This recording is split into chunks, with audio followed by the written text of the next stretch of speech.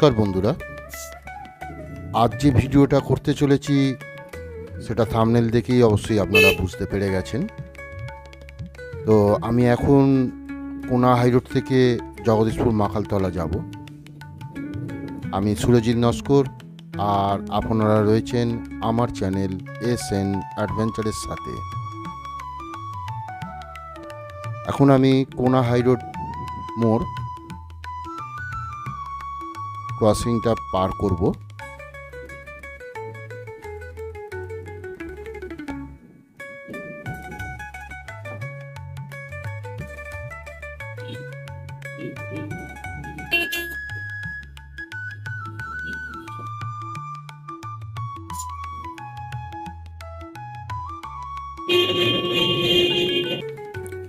বন্ধুরা, আমরা বয়সে ছোট বড় বৃদ্ধ অনেকেই আছি, দাঁত নিয়ে নানান সমস্যায় ভুগি। যেমন ধরুন, কারোর একটু ঠান্ডা খেলেই দাঁত শিরশির করে, দাঁত ক্ষয়ে গর্ত হয়ে গিয়ে সেখান থেকে যন্ত্রণা, কিংবা দাঁত নড়ছে তাতে ব্যথা, এইসব নিয়ে যেন একটা কঠিন সময় বাস্তবায়িত হয়। আর তখনই মনে হয় একটা ভালো ডাক্তার দেখাই। কিন্তু ভালো ডাক্তার কোথায় পাবো? যদিও পাই, আমায় যত্ন করে দেখবে তো? হ্যাঁ বন্ধুরা, আজ এই বিষয়ের কথা মাথায় রেখে ভিডিওটা করতে চলেছি। তাই স্কিপ না করে পুরো ভিডিওটা দেখার অনুরোধ রইল। যদি এই ভিডিও আপনাদের প্রয়োজনে লাগে তাহলে নিজেকে ধন্য মনে করব। আপনাদের সমস্যা মিটবে এমনই একটা ক্লিনিকের সন্ধান দেব, সাথে থাকুন।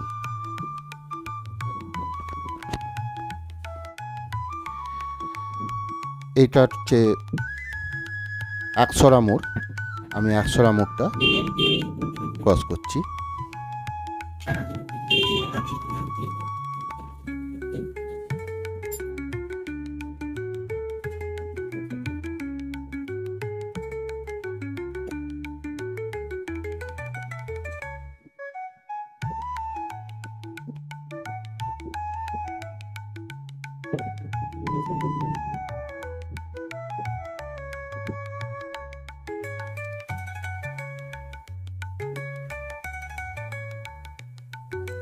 এই জায়গাটার নাম হচ্ছে মাঝেরহাট।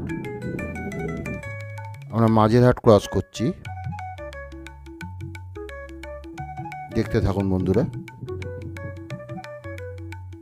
আজকে সকাল থেকে টিপ টিপ করে খুব বৃষ্টি পড়ছে, যার জন্য রাস্তাঘাট খুব কাদা হয়ে গেছে।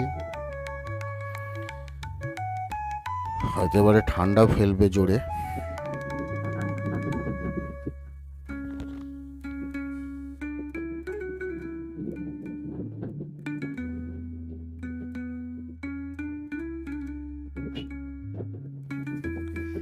এই জায়গাটার নাম বন্ধুরা দেবীর পাড়া।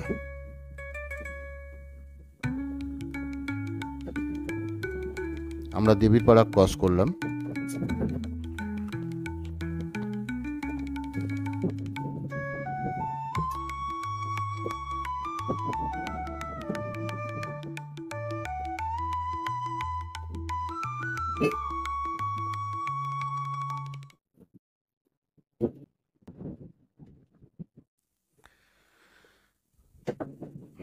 বন্ধুরা, এবার আসছে জগদীশপুর। এই জায়গাটার নাম হচ্ছে জগদীশপুর।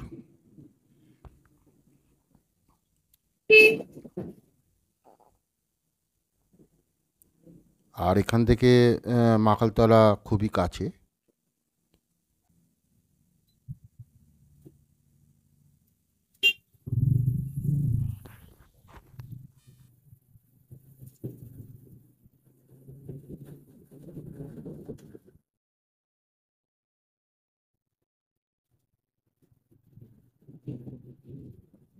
এই জগদীশপুর হাটটা আমরা ক্রস করছি।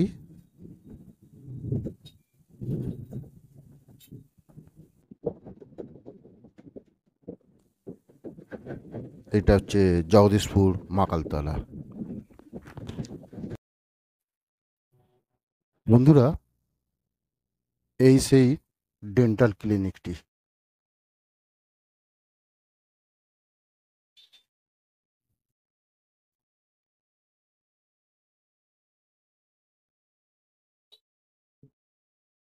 আমরা ভেতরে যাব, কিন্তু তার আগে আপনাদের দেখিয়ে নিই যে আপনারা কিভাবে আসবেন।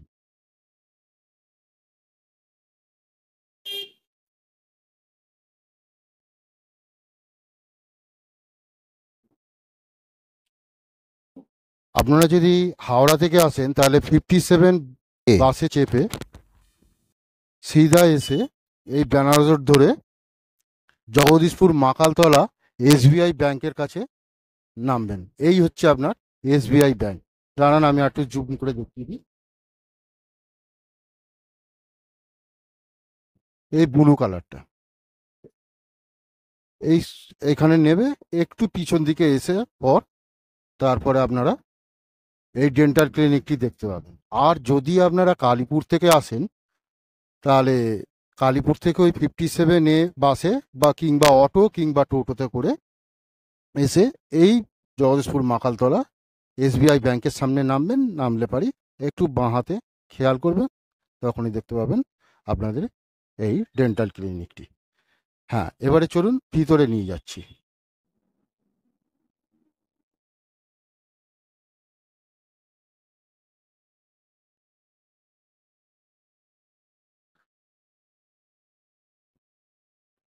তার আগে এখানে কি কি ট্রিটমেন্ট হয় একবার দেখে নিন।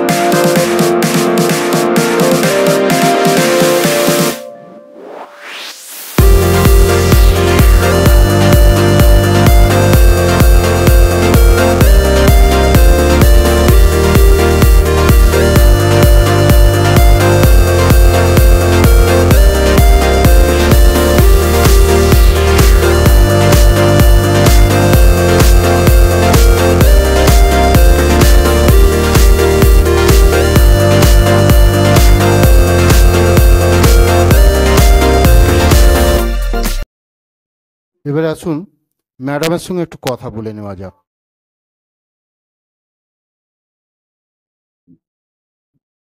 নমস্কার ম্যাম। নমস্কার।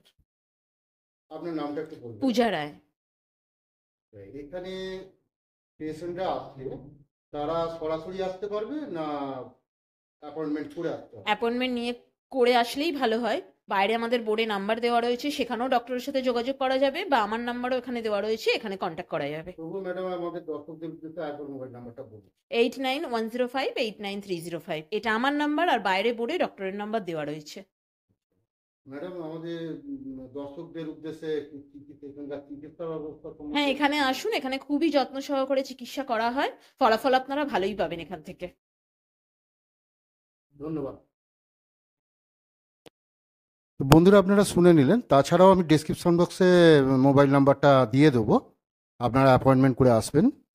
তো আরও আসছি, তো সাথে থাকুন। বন্ধুরা, এখানে একজন পেশেন্ট এসছে, আমরা সেই পেশেন্টের সঙ্গে কথা বলবো।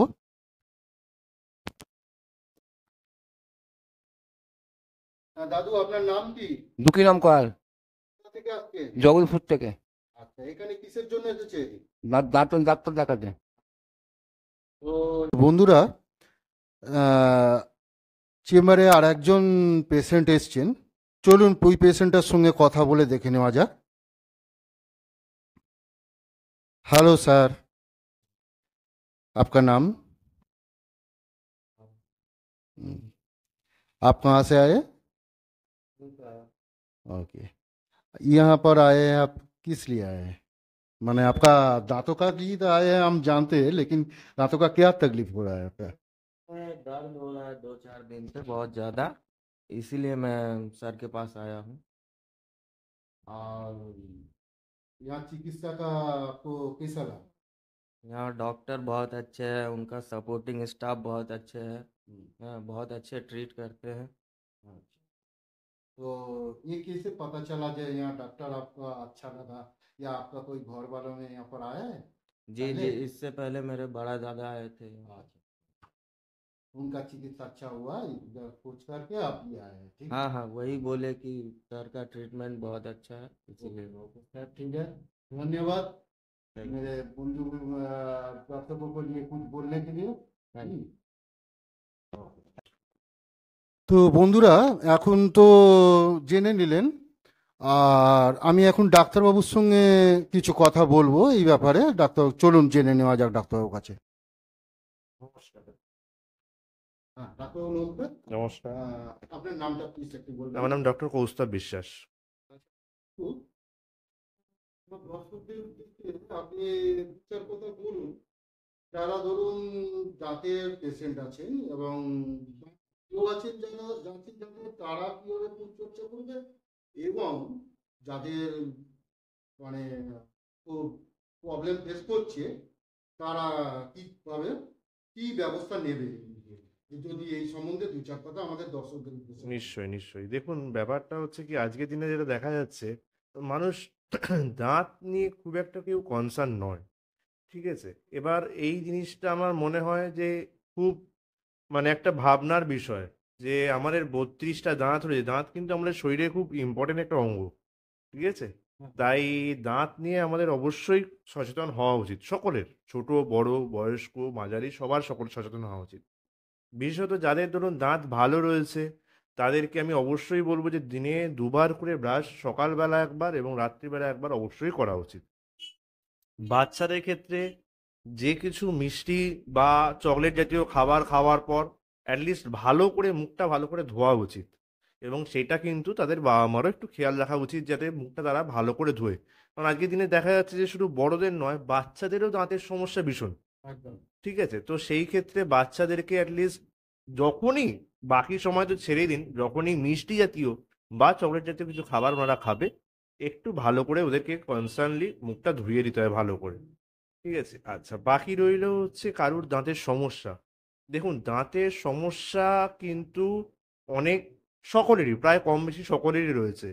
তাই চেষ্টা করতে হবে যতটা সম্ভব প্রাইমারি লেভেলে আপনি সমস্যাটাকে দেখতে পাচ্ছেন, আপনার নিকটবর্তী কোনো ডাক্তারের কাছে বা ডেন্টিস্টের কাছে গিয়ে সেটা ট্রিটমেন্ট করানো শুরু করে দিন। কারণ জানবেন, জিনিসটাকে আপনি যত ফেলে রাখবেন বা যত আপনি ডিলে করবেন, তত কিন্তু ট্রিটমেন্টের খরচাও বাড়বে এবং আপনার জন্য ইনফেকশনটা বেশি হবে। তো আপনার নিজের শারীরিক সুস্থতার জন্য যতটা সম্ভব প্রাইমারি লেভেলে আপনি চিকিৎসাটা করাতে পারবেন, ততটাই আপনার জন্য সুবিধাজনক এবং ভালো। তো আরেকটা প্রশ্ন আপনাকে করি, অনেকেই দেখা যায় যে বাচ্চাদের দাঁত নড়ে গেছে হুম। এবং যন্ত্রণা উপভোগ করছে, সেখানে দেখা যায় যে বাচ্চাদের দাঁত তুলবো, সেখানে যদি দাঁতের কোনো ক্ষতি হয়ে যায়, তাহলে তারা সেই রকম পজিশনে সেই বাচ্চার বাবা মা কিরকম অ্যাডভান্টেজ নেবে? দেখুন, সেই রকম অবস্থাতে অবশ্যই প্রথমে আপনি আপনার নিকটবর্তী যে ডেন্টিস্ট রয়েছেন তার সাথে আপনি কথা বলবেন। কথা বলে একটা এক্সরে করলেই এখন দেখে যাতে নেওয়া যায় যে মোটামুটি যে পরবর্তী যে দাঁতটি রয়েছে, মানে দুধের দাঁতের পর যে পরবর্তী যে বড়দের যে দাঁতটা, যে অ্যাডাল্ট দাঁত, যে পার্মানেন্ট টুথ আমরা বলি, সেটা কোন পজিশনে রয়েছে। যদি দেখা যায় কাছাকাছি চলে এসছে, খুব একটা বেশি দেরি নেই, তাহলে সেই অনুযায়ী ট্রিটমেন্ট করা যেতে পারে। তো দাঁত তুলে ফেললেও খুব একটা কিছু অসুবিধা হবে না। আর যদি দেখা যায় না এখনো দেরি রয়েছে, দাঁত আসতে এখনো সময় লাগবে, তখন আমরা নিকটবর্তী ডেন্টিস্ট যিনি রয়েছেন যাকে তিনি দেখাবেন, তিনি যেরকম বলবেন সেরকমভাবে ট্রিটমেন্ট হয়ে যাবে। মানে দাঁত তুললেও ট্রিটমেন্ট করা যায়, দাঁত না তুলেও ট্রিটমেন্ট করা যায়। কিন্তু অবশ্যই সেটা আপনি নিকটবর্তী চিকিৎসকের কাছে গিয়ে তার সাথে কথা বলে দেখান, কিন্তু জিনিসটা ফেলে রাখবেন না। থ্যাংক ইউ ডাক্তারবাবু, একদম। আমাদের দর্শকদের উদ্দেশ্যে জানানোর জন্য ধন্যবাদ। তাহলে বন্ধুরা শুনে নিলেন সব কিছুই, আর আমিও আমার সাধ্য মতন আশা করি ভিডিওটা সম্পূর্ণই আপনাদের কাছে তুলে ধরতে পারলাম। ভিডিওটা ভালো লাগলে চ্যানেলটাকে লাইক, কমেন্ট, সাবস্ক্রাইব করে দেবেন, আর পাশে থাকা বেল আইকনটা অবশ্যই ক্লিক করে দেবেন, এবং যাতে করে এই রকম রিলেটেড ভিডিও আপনাদের কাছে আগে পৌঁছাতে পারে। ভালো থাকবেন, সুস্থ থাকবেন, আর কামনা করি 2025 সাল আপনাদের কাছে একটা শুভ বার্তা বয়ে আনো। ততক্ষণ বাই।